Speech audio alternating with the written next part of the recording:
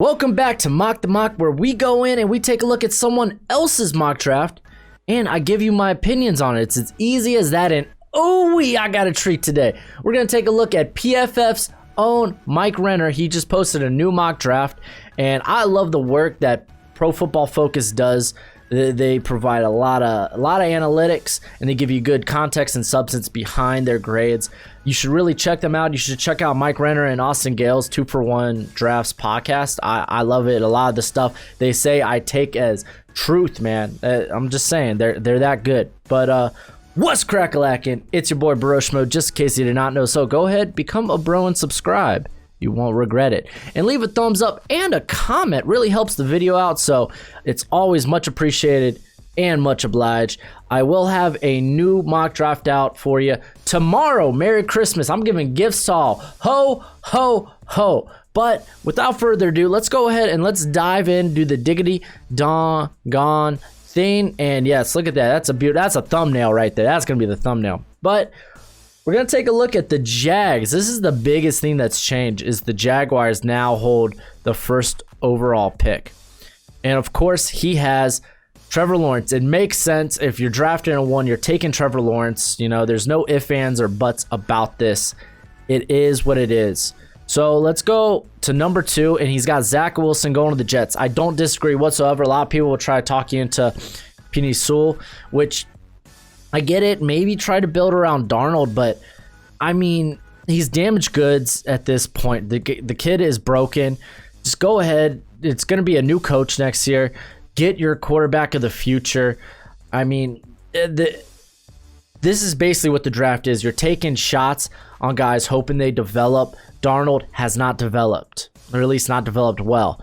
So go ahead and grab Zach Wilson. He's got an NFL arm. The guy is just special. If you checked out the bowl game, BYU in Central Florida, you just can't tell me that you don't see anything in that kid's arm, man. He's amazing. And then, of course, the Bengals, they're going to go Penei Sewell.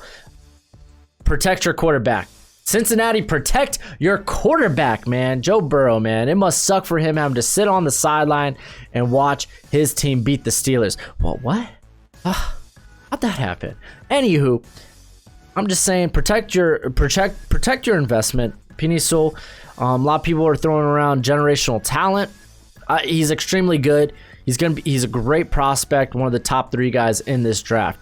So the Carolina Panthers end up going with Justin Fields. I mean, if they don't believe, okay, let's be honest. Teddy Bridgewater, he's not the guy. He's the bridge quarterback. He's the placeholder for whoever comes in next. Fields, also, he could be regarded as the number 2 best quarterback in this class. I know he hasn't played too well. Keep in mind that Ohio State, they've had cancellation after cancellation. This offense has really hasn't been able to get any momentum or just rhythm going. And I'm going to withhold judgment for Fields until the bowl game. And hopefully he does well there. And we could have that Zach Wilson, Justin Fields debate that's necessary. So, hey, if he is there, honestly, if this was Zach Wilson, I'd be making the same pick. Go ahead and grab your quarterback of the future. Why wait? Just take it now. The Atlanta Falcons going Kwity Paye. Now, I'm pretty high on Kwity Paye myself. Top 5, I mean, the Falcons are kind of in a rough spot here at 5. But, I mean, I think one of the biggest things they need is pass rush. I know a lot of people will say, well, I mean, you could cover up a lack of pass rush with just good coverage. You know, get those coverage sacks. That's really, I think, I don't like that way of thinking. I think you can't have however good your corner is, no corner could cover a receiver for 5 or more seconds, you know? Like, it's darn near impossible. So let's improve the pass rush here. Kwity Paye, he's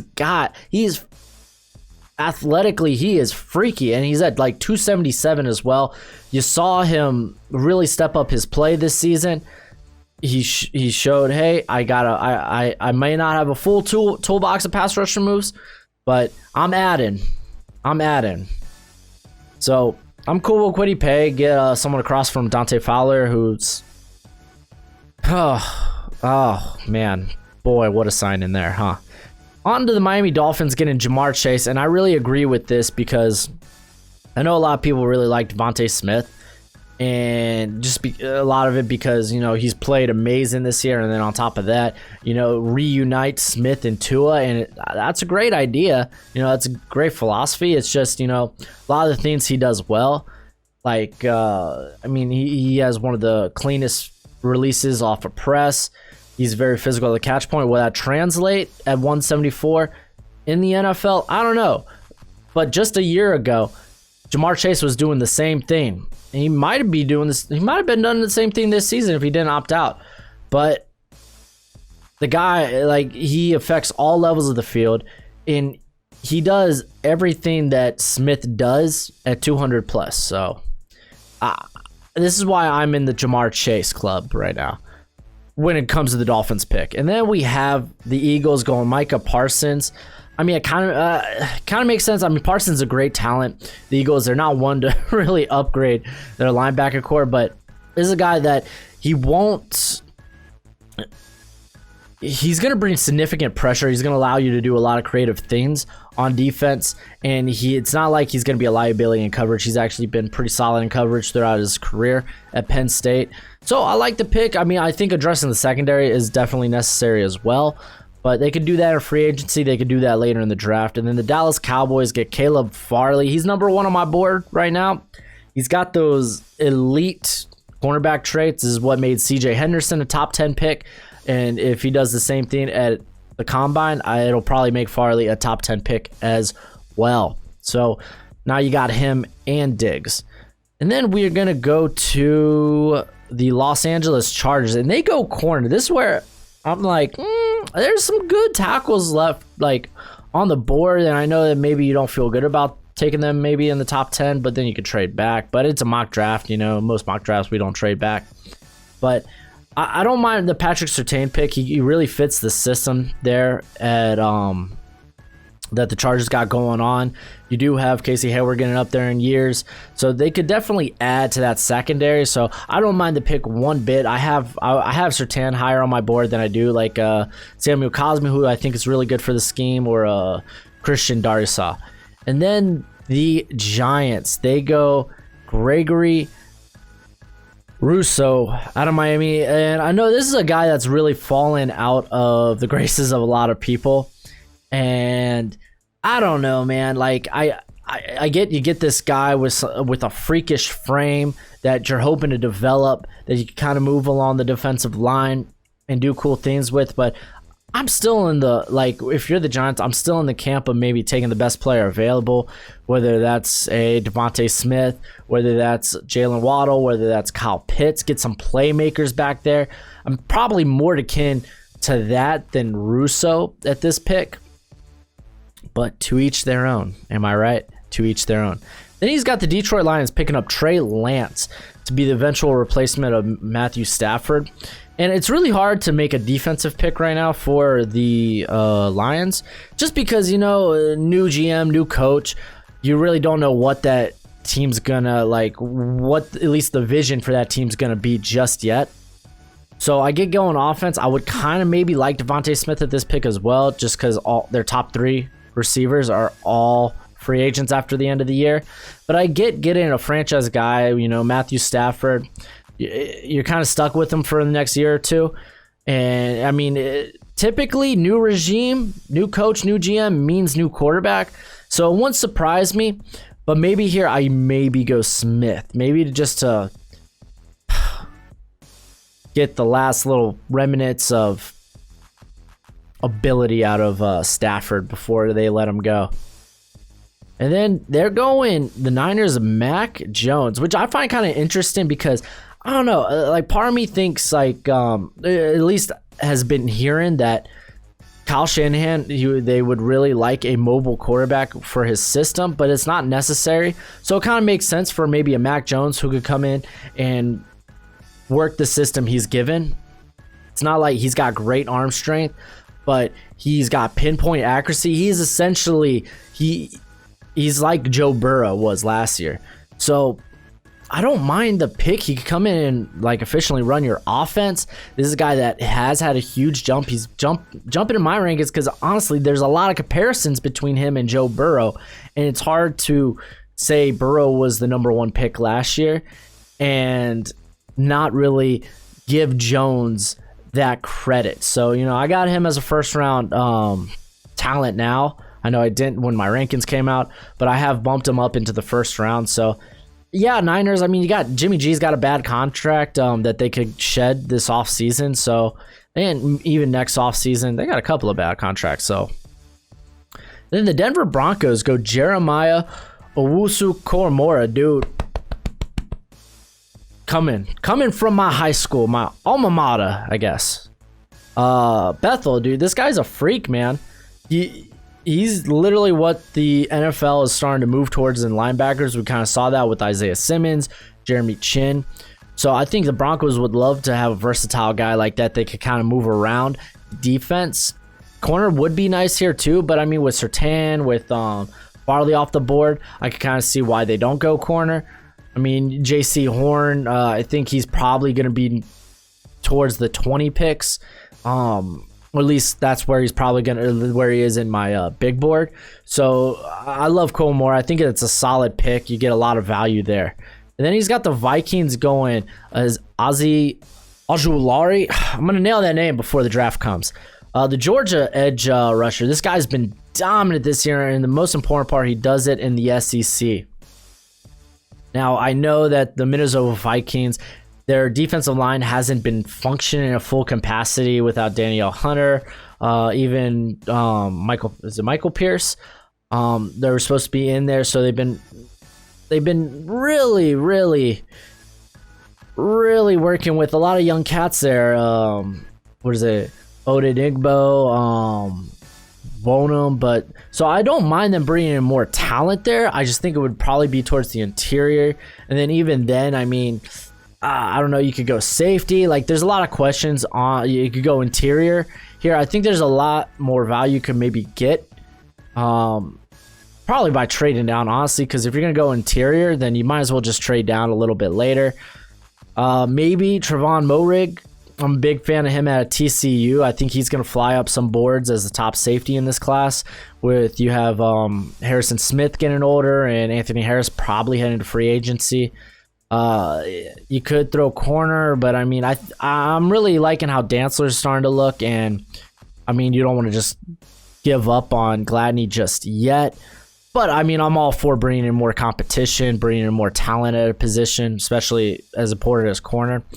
But then when it comes to the interior, like I said, you could trade down. So it's good talent. So I don't mind the pick too much. And then you got Devontae Smith going to the Patriots. Yes, Patriots. Yes, you need playmakers. Smith's a playmaker. No problem with this pick. Let's move on. Chicago Bears go Rashawn Slater. I know it sounds like I'm not the biggest Rashawn Slater fan. It's just, for me, a lot of this has come out of nowhere because a lot of people, the thing is, I had him high on my board. He decided to opt out, and I was like, okay, well, then this leaves the door open for other guys maybe to jump him, like Christian Darrisaw, in my opinion. He has jumped him, and there's concerns about Slater's height, about his arm length, so that maybe he projects better at guard. And a lot of people are like, well, he could play any position on the line, but the thing is, he's only taken snaps at tackle throughout his collegiate career. So this is all projecting at this point. So I could see him sneaking into the late first round, but in the mid first round, I'm a bit hesitant. But the Bears, even here, man, do you go Kyle Trask? He's looked extremely good. You could trade down. I think that something needs to be done about the quarterback position. And then we're going to go to the Raiders. And he's got Nick Bolton. And he says this because he's a Mike Mayock guy, which I don't disagree with. I guess, yeah, they can improve the linebacking core. I hold out hope Corey Littleton will improve next year. Nick Kwiatkowski, I think. He's been actually pretty good there. I would rather attack the secondary. The secondary is a bit rubbish there for the Raiders. You could even go along the defensive line. They really just need to address defense with this pick. In general, they need pass rush. They need help on the interior. And the secondary is kind of in shambles. So, yeah, they're probably going defense here regardless. Baltimore Ravens get Kyle Pitts. I don't see Kyle Pitts falling this far. I think he's a top 10 talent. Like this guy, he's much more than a tight end. This guy, you could play him on the outside, you could play him on slot, you could put him in line. Like he's just a weapon. He attacks everywhere that's important between the hashes. And he's got great separation for a guy his size. So I love the pick for the Ravens. It's just I don't see him falling this far. And then the Washington football team go Jalen Waddle. They get a steal. They get a steal in Jalen Waddle, man. I don't disagree with this whatsoever. If he's available here, then yeah, Washington, get your playmakers, and then maybe bring in another quarterback or grab a quarterback in the 2022 draft. That one's going to be a pretty studded draft. Barring, horrible collapses by Howell, Slovis, and Rattler. And then we're going to go to the Arizona Cardinals.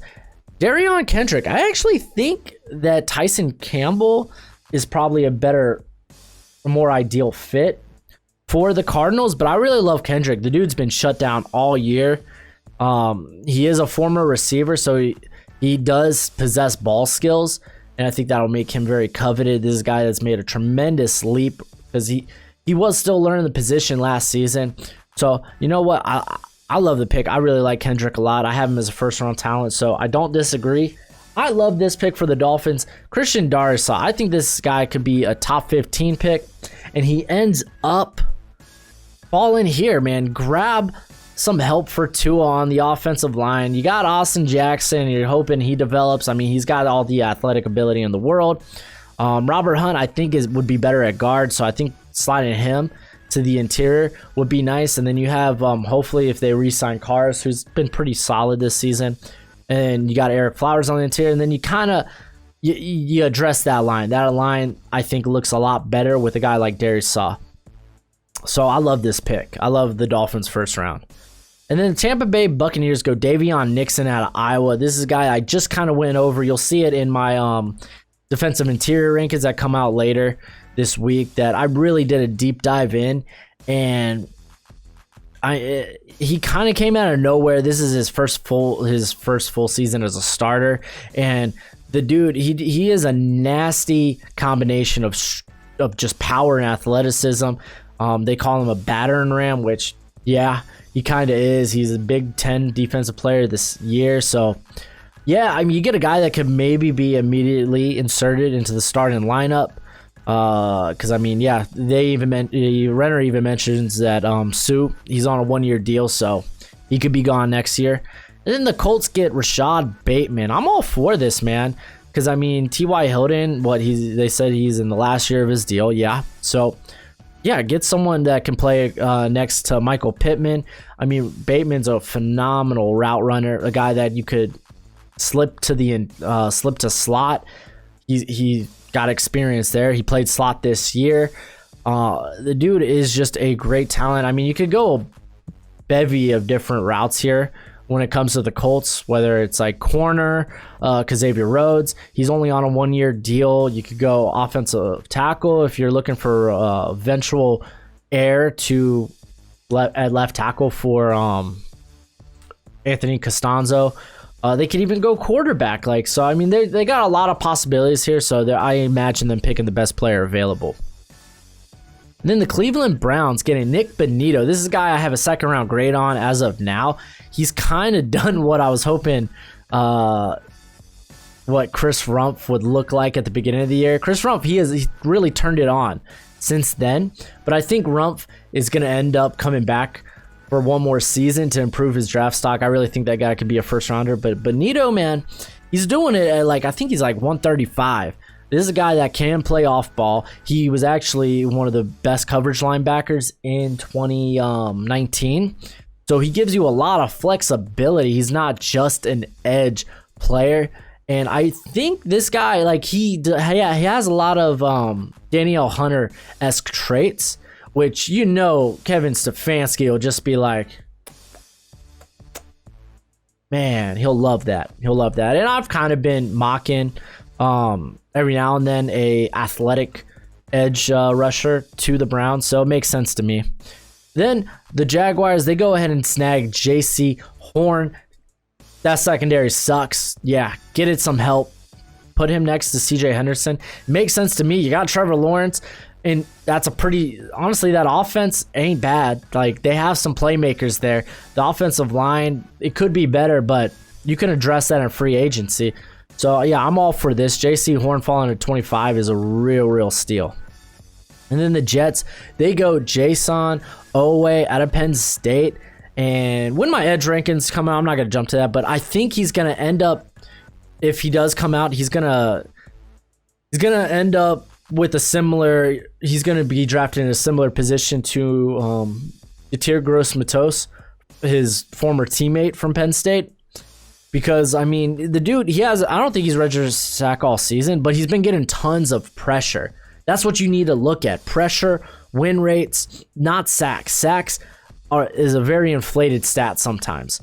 So, this is a guy that, man, he's extremely athletic.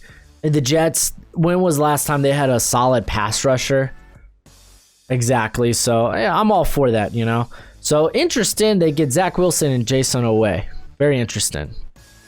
And then the Tennessee Titans grab Carlos Basham out of Wake Forest. It makes sense to me. I've mocked him a few times to the Titans as well. So, I think he kind of like... He's at 285 right now. He's a guy you could put on the line. You can kind of do a few creative things with him, like they were trying to do with Javion Clowney. Just didn't work out. So it makes sense. The guy's got scary explosiveness for a guy that's 285, you know, and he's got one of the meanest bull rushes in this draft. And then the Steelers go Kyle Trask. Big Ben, man. As Boys to Ben once said, although we've come to the end of the road. Well, you got to let go at some point. Big Ben, he hasn't looked great. Granted, the protection around him hasn't been the best, but it's been solid enough. Big Ben, I think it's time to start looking. You need to start looking to the future. If the Steelers, I totally agree. I had the Steelers trading up for Kyle Trask in my mock draft last time I did with trades. So, yeah, I agree. And then Xavier Collins to the Saints. I love this. Because Kwan Alexander, he's not going to be back. The Saints, they can't afford to keep him. They brought in a guy hoping to be very similar to this, Zach Bond. Hasn't really seen the field much. So, I mean, they grab Collins, dude. Dude's been spectacular for Tulsa. He's one of the better coverage linebackers in all of college football right now, and it's at 260. Like, what this guy can do is freaky. He provides solid pass rush as well. So, yeah, I'm all for that, man. Collins is definitely going to go in the first round somewhere. NFL teams are going to be really high on him. And then on to the Buffalo Bills, Elijah Vera Tucker. I mean, yeah, guard's probably their weakest spot right now. I mean, they got rid of Quinn Spain. Cody Ford just isn't really developing. Tried him at tackle, it didn't work. I said he was a guard. They should have started him at guard, and he ain't looking good at guard either. So, but I mean, the Bills, they're similar to the Colts, where they could go a lot of different ways, just because this is one of the better rosters in the NFL. And I hate to say it as a Dolphins fan, ugh, just puts a bad taste in my mouth. But really, they are one of the most complete rosters in the NFL. They can go corner, they could go edge rusher. They really, I think, have the luxury of go wherever they want. So if Vera Tucker's the highest guy on their board, take him, you know? And Vera Tucker, I know he didn't look great against Thibodeau, but keep in mind he's playing out of position, or at least where he's going to be. He's not going to be a tackle in the NFL. He's going to end up being a guard. So works out. I really like Tucker. He's currently my top guard. And then the Green Bay Packers get Kadarius Toney out of Florida. I like Toney. I can't get on the first round bandwagon just yet with him. I might get there eventually. Like, the guy, he moves. I was gonna say strangely, but like, really it is. I don't want to say he's shifty, but just like, this guy's got incredible balance. He's great with the ball in his hands. The Packers don't really have a guy that can really do that, you know? Like outside Devontae Smith, they really, Lazard and MVS, they're really just deep targets. You know, Toney, this is a guy that you could just put the ball in his hands and expect him to make plays. So I'm all for that. You know, I like Toney a lot. I think he has done what Rondale Moore I was hoping he would do, and I think it's going to tank his stock. And then finally, the Kansas City Chiefs get Jalen Phillips. When my edge ranking rankings come out, he's going to be significantly higher on my board. He's really turned it on at that last half of the season. Like, it's been pretty ridiculous, the amount of pressure he has been creating. He's a former 5-star recruit from UCLA. So, yeah, this guy has been very, very good. I think I might have him a little higher than they have him here. You'll find out in my mock draft, which I'm going to do tomorrow night. Or actually, tonight, because you're going to see this on Christmas Eve. But it makes sense, dude. Frank Clark is overrated. The guy, I don't know, man. He doesn't create pressure. Chris Jones is a one-man army on that defensive front. So, yeah, man, bring in guys that can get pressure because they have a very good young cornerback core there at Kansas City. So, I'm all for creating pressure and helping those guys out and helping those guys develop. But before we end the video, I want to mention some of the guys that I was surprised not to see on this mock draft. Probably should have done that in the video, but it is what it is. Samuel Cosme kind of blows my mind. Like, I was talking to Duke in the comment section, great member of the community, that I am starting to get like the Andre Dillard vibe from him, you know, but still it surprises me that he's not in the first round there. Alex Leatherwood, but I mean, that's a guy I know a lot of people are starting to move down their boards. Christian Barmore blows my mind. Like, I don't get why he's falling down boards, or at least in some people's mocks. Maybe it's just me. Maybe there's something wrong with me. I don't know. Tyson Campbell, I know he's a love or hate prospect, so it doesn't surprise me if he's not included in some people's first round. So Trevon Moehrig, though, that was probably one of the biggest, like, blow my mind. I know safety is not a very it's kind of a devalued position in terms of the draft, but yeah, I think he's the best safety in this class. I'm a little shocked that he doesn't go in the first round, but that's it for the video. Let me know what you think in the comment section below, and as always, do the YouTube thing. But until next time, you be easy, my friends. Later.